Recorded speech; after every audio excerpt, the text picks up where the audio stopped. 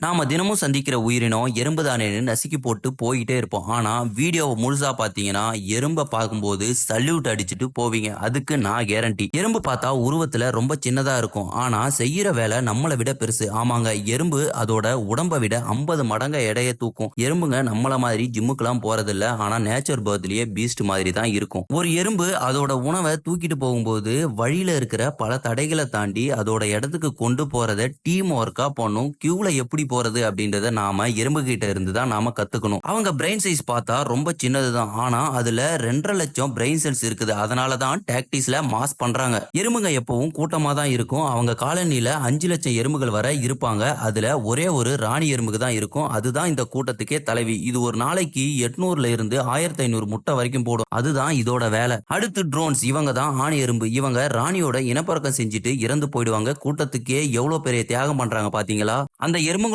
வாழ்நாள் பாத்தீங்கன்னா ஒர்க்கர்ஸ் எறும்புங்க சில மாசம் இல்லனா 7 வருஷம் வரைக்கும் உயிர் வாழ்வாங்க. ஆனா ராணி எறும்புங்க 10ல இருந்து 30 வருஷம் வரைக்கும் உயிர் வாழும். ஆண் எறும்பு ராணி கூட இனப்பெருக்கம் செஞ்சுட்டு உடனே இறந்துடும். இனிமே எறும்ப பாத்தீங்கன்னா நசுக்கி போட்டு போயிடாதீங்க. ஒரு ராயல் சல்யூட் பண்ணிட்டு போங்க. இன்னும் நிறைய சுவாரஸ்யமான ஃபேக்ட்ஸ் தெரிஞ்சுக்கணும்னா நம்ம சேனலை உடனே சப்ஸ்கிரைப் பண்ணுங்க. அடுத்த வீடியோல இன்னும் சுவாரஸ்யமான ஃபேக்ட்ஸை உங்களுக்கு கொண்டு வரேன். வைல்ட் ஒண்டர்ஸ் தமிழ் சேனலை மறக்காம சப்ஸ்கிரைப் பண்ணிட்டு வெயிட் பண்ணுங்க. பாய்.